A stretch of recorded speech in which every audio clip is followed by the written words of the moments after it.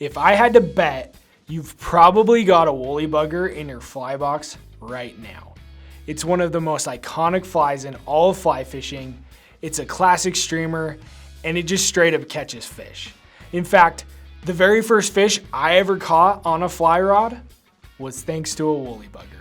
To tie this fly, you'll need a standard streamer hook, a brass bead in gold. Today I'm tying this on a size 8 hook and a 5/32 inch bead, some 72 or 136 denier black thread, some 0.2 inch lead-free wire, a marabou blood quill, some small gold wire, some small chenille, and bugger hackle. Keep in mind that if you want to tie this in different colors, you just have to substitute out all of the black materials for whatever color you want to tie it. All right, gather up your stuff. Let's get tying.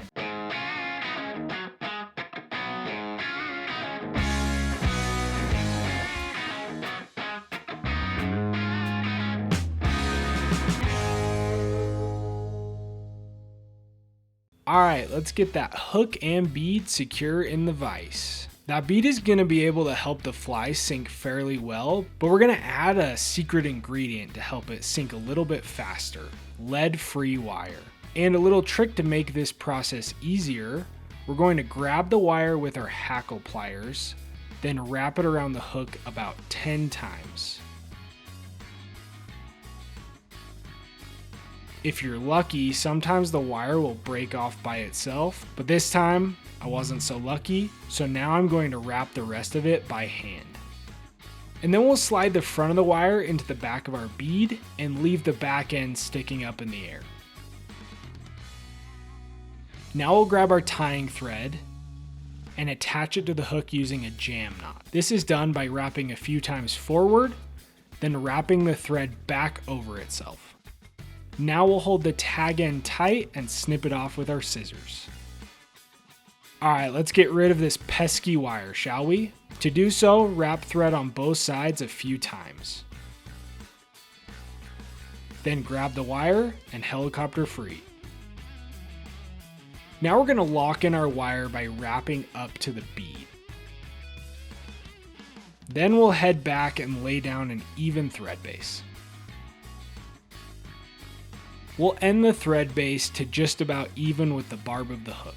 Time to add our tail, so let's prep our marabou blood quill. We want to get rid of the stringy ends by sliding our fingers down the stem, grouping them all together, then taking a straight edge like the back of our scissors, we're going to rip them off. This will give it a nice natural looking edge. Now we're going to take one big loose wrap over the top of the feather and then a few more wraps to get it onto the hook. This is a great time to make any adjustments. The two most important being one, the length of the tail. I usually like my tail to be about a hook shank in length. And then two, that the feather is sitting directly on top of the hook. Now that it's sitting pretty, we can lock it into place. So we'll wrap back to where we ended our thread base, and then forward right to where the lead wire starts. Then we'll snip off the feather's base. Now we'll make some more wraps just to smooth things out a bit, but keep in mind that we'll be covering all of this up with our chenille, so it doesn't need to look perfect.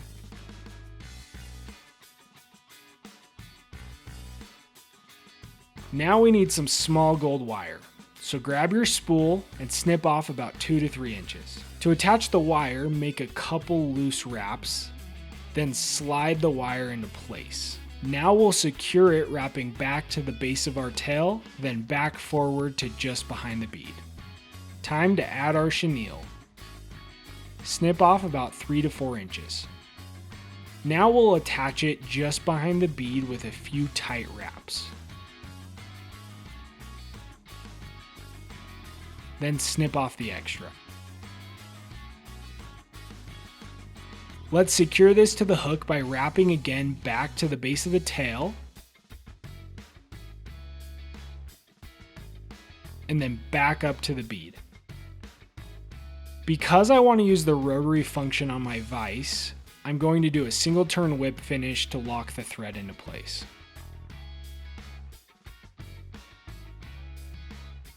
Now I'll swing around my bobbin cradle and hang up my thread.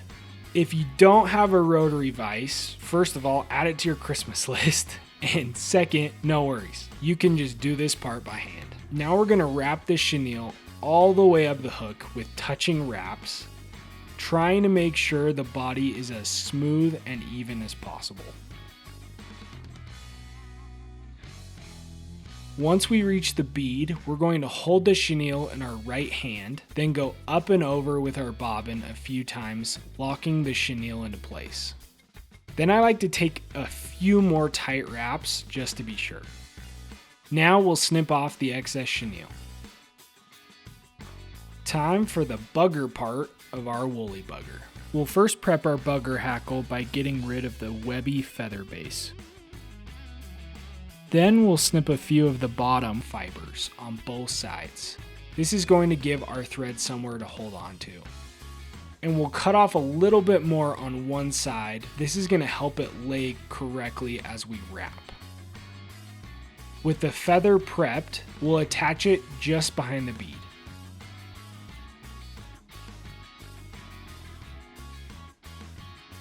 Then same thing, I want to use my rotary function, so I'm going to lock the thread into place using a 1-turn whip finish.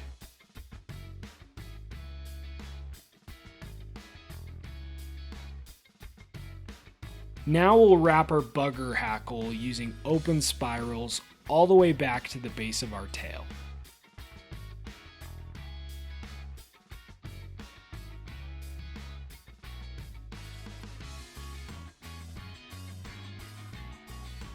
This next part is a little tricky, but very doable. Holding the hackle in your left hand, you're going to grab the wire and counter wrap it, meaning wrap in the opposite direction that you wrap the hackle. So we'll counter wrap it all the way up to the bead using even open spirals. Now we don't want any of our hackle fibers getting trapped under the wire as we work our way forward. So as you wrap, move the wire back and forth slightly. This allows you to wrap in between those fibers.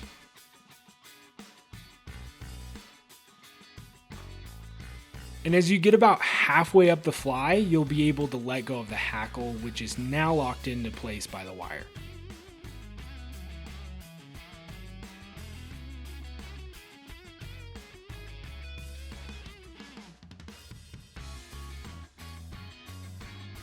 Once we reach the bead, we'll wrap some thread on both sides of the wire and helicopter free. Now I'm going to try and pull back any stray hackle fibers and lay down a few good wraps. This is going to create a clean little area that we can use to whip finish. With a smooth base, we'll do a 3 to 5 turn whip finish.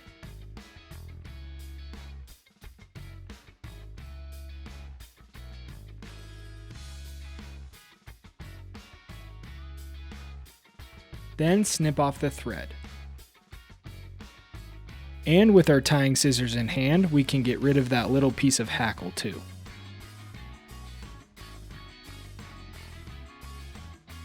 That whip finish is going to hold up pretty good, but if you want to make it stronger, you can add a drop of head cement or some UV resin. Here I've got a little bit of UV resin, which I'll add. Then harden it with my UV torch. And there you have it, the woolly bugger. If you enjoyed this tutorial and found it easy to follow, be sure to check out all of our other tutorials here. And if you haven't already, be sure to subscribe so you don't miss out on all of our weekly tips. Thanks for watching and live real life.